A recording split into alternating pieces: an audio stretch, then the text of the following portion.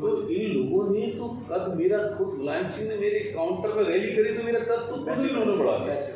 मैंने कुछ नहीं कहा था और उनको मैंने कहा कि मुलायम सिंह में अगर पॉलिटिकल सामर्थ्य है तो यहाँ चुनाव लड़े। एक चुनाव लड़ चुके थे 93 में हम और मुलायम सिंह आए और इसी के साथ जुड़ देता हूँ। फिर मैं पार्लियामेंट लड़ने गया मैनपुरी, मुलायम सिंह वहाँ भी नहीं आए, वो पहली बार पार्लियामेंट छोड़ के चले गए। तो इतना मेरी पॉलिटिकल थ्रेट तो थी, इसमें कोई शक नहीं। पहली बार आप विधायक कब हुए थे? 96 में सरकार बीजेपी की थी। 96 में मैं बना और तब मिनिस्टर बना। हरिओम के सामने जीते या लाखन सिंह के सामने जीते? नहीं, मैं लाखन सिंह लड़े थे। आप पहली बार जब जीते तो लाखन सिंह के फ्रंट में जीते थे? हाँ, नहीं, लाखन सिंह थे और लाखन सिंह हाँ, पहला लाखन सिंह, फिर एक बार हरिओम ने भी मुझे हराया। फिर आप हरिओम जी से जीते भी थे? फिर तो मैं निर्दलीय था तो मैं तो 20,000 वोट से जीता। अच्छा सर, आपके मंत्रिमंडल जब जिस समय आप जीते थे, बीजेपी की गवर्नमेंट थी, आप मैं समझता हूँ कि उस दौरान आपको कई पोर्टफोलियो मिले बीजेपी के। हाँ, कई डिपार्टमेंट। तो एक सवाल है कि जनाब कल्याण सिंह, जनाब राजनाथ सिंह, आपने जो बेहतर अनुभव, हम जो पूछ रहे वो रह जाएगा, जो आपने जो अनुभव किया था जनाब कल्याण सिंह के साथ, जनाब राजनाथ सिंह के साथ, तो कल्याण सिंह जी के साथ संक्षिप्त में बताइए आपका क्या अनुभव रहा? उस समय भी आप पोर्टफोलियो में थे, गवर्नमेंट में आप मिनिस्टर थे उस समय। देखिए, मैं आप बेबाकी से बताऊं, मैं पूछना भी चाह रहा हूँ कि कल्याण सिंह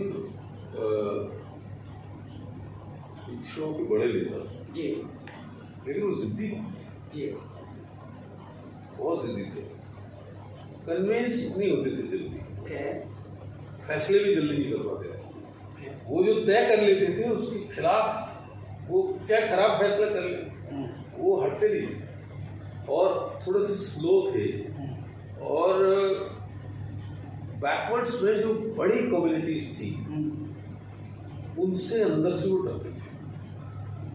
ये बात है, फैक्ट बता रहा हूँ, मेरे अलावा कोई कह नहीं पाया। ये बात इसलिए डरते थे। और बीजेपी में जब कल्याण सिंह की रिजीम थी तो वो मुझे शिकायत है इस बात की कि यादवों का बीजेपी में बहुत बड़ा चेहरा कोई नहीं बन पाया। जब मैं ही नहीं बन पाया तो बाकी की बात छोड़ी, तो उनको थ्रेट हाँ, उनके ज़माने में, ये कल्याण सिंह को क्रेडिट है, उनके ज़माने में बाकी जो कमज़ोर तबके थे, जो पिछड़ों में जिन जातियों की संख्या कम थी, उनका सबका वो उन्होंने एक न एक रिप्रेजेंटेशन रखा। ये बात, ये कल्याण सिंह को क्रेडिट है। अच्छा, राजनाथ सिंह जी के बारे में आपका जो अनुभव था, what the difference between mister Rajnath Singh and Kalyan Singh? Tell me right now mister Ashok Yadav. Rajnath Singh जो थे वो संगठन से आए थे, उन्हें जमीन का इतना कोई अनुभव नहीं था और वो बातचीत तो अच्छी करते थे और जिस हिसाब की उनकी बातचीत थी वो जमीन को उतरती नहीं थी। ये हमारा भी जो गवर्नमेंट में जो मतभेद हुआ। अच्छा, एक तीसरा सवाल यहाँ पे ये कि आप उनके जब सीएम थे जनाब राजनाथ सिंह और उनके मंत्रिमंडल में आप मिनिस्टर थे, तो आपको उन्होंने अपने मंत्रिमंडल से बर्खास्त किया? ये तीसरा सवाल है। ऐसा हुआ कि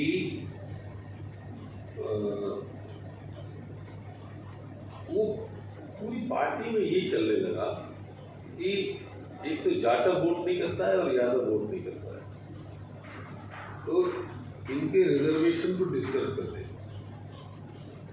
जो ओबीसी को 27% रिजर्वेशन मिलता था वो डिस्टर्ब हो जाए, शेड्यूल कास्ट का वोट डिस्टर्ब हो जाए। असली मंशा ही था, नौकरियाँ तो थी। तो इन लोगों ने एक ऑर्डिनेंस किया, सामाजिक न्याय समिति बनाई, उसमें सर्वे किया। वो सर्वे भी सब ऐसा ही था, रैपिड सर्वे था, और ये कहा कि भाई ओबीसी का 27% काट के हम साफ कर देंगे, दलितों को टोटल मिलता है उनका 9 कर देंगे, क्योस हो गया पूरे हिंदुस्तान। उसमें खतरनाक बात ये थी कि हम इसी हिसाब से एमएलए एमपी बनाएंगे, कोशिश करेंगे इसी हिसाब से राशन, वोटा, परमिट की दुकानें, प्लान, बीडीसी सब इसी हिसाब से करेंगे। यानी अगर ओबीसी रिजर्वेशन होगा तो 5 लोग उसमें, 7 लोग बनेंगे ब्लॉक जिले में, और 7% लोग एमएलए बन पाएंगे इन टोटल। जी तो बहुत खराब चीज हो गई ना। जी ऑर्डिनेंस हुआ, पास हो गया। मैंने अटल जी को एक बार जाके कहा, जी मैंने कहा साहब ऐसा है, मैं इसके खिलाफ बोलूं।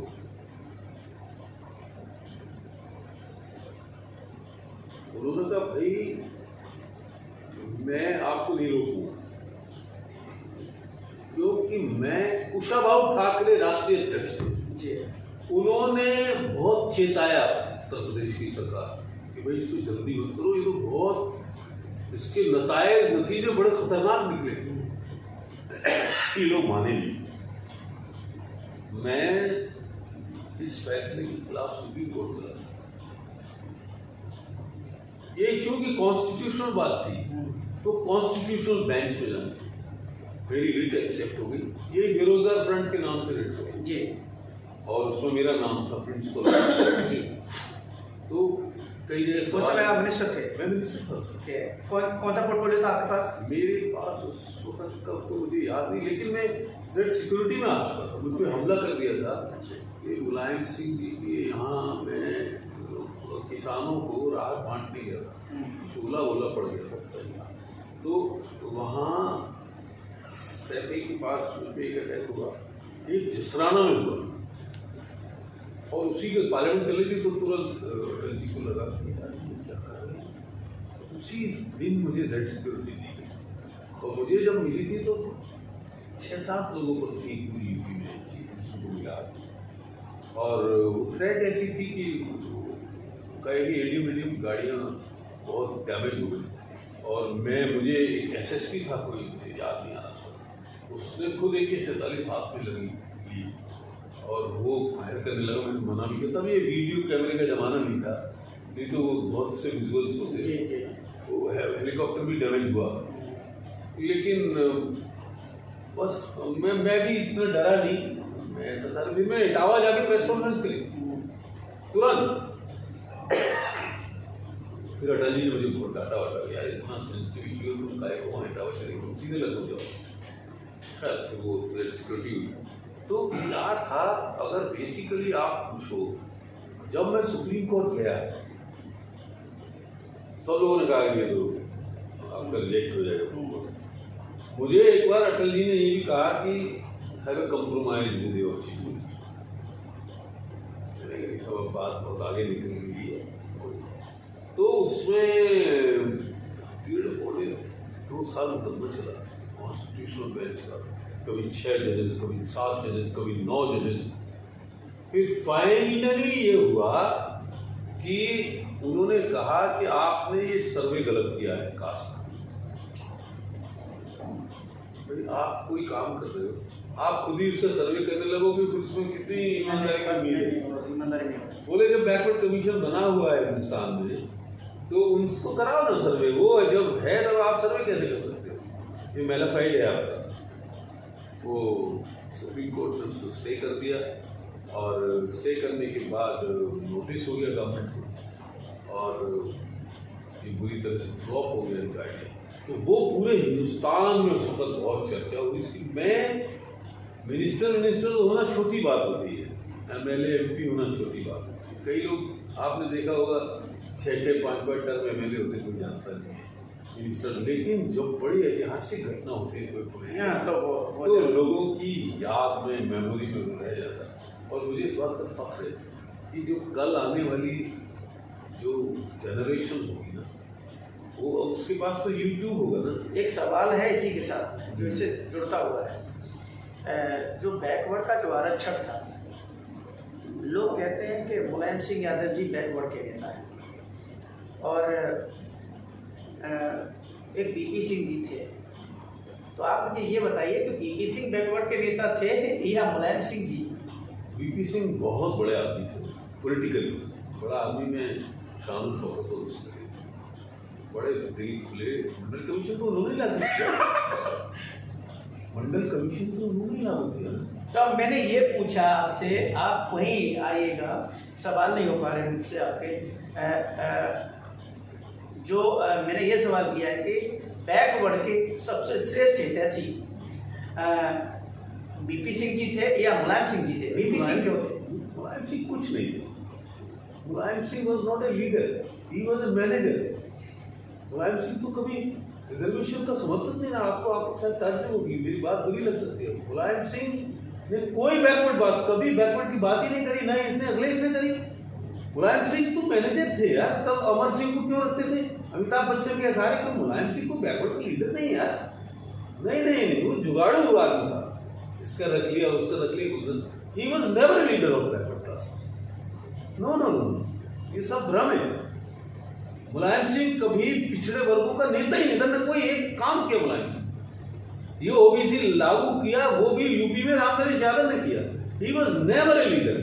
Ramvilas Paswan was a leader backward, Sharad Yadav was a leader backward, VP Singh Hindustan का सबसे बड़ा बैकवर्ड। नहीं, मुलायम सिंह कुछ नहीं कहने में, हो सकता है आपको सुनने में अजीब लगे। मुलायम सिंह तो पिछड़ों को कोई आवाज ही नहीं उठाई, कभी कोई बात ही नहीं। मुलायम सिंह तो जुगाड़ू आदमी थे, कांग्रेस से मिल गए, कभी बीजेपी से मिल गए, कभी इसके लोग। आप सोचो अमर सिंह 10 साल मुलायम सिंह को चलाता रहा, अगर बैकवर्ड को लीडर होता। अमर सिंह जैसा घटिया आदमी वो पूरी सरकार चलाता।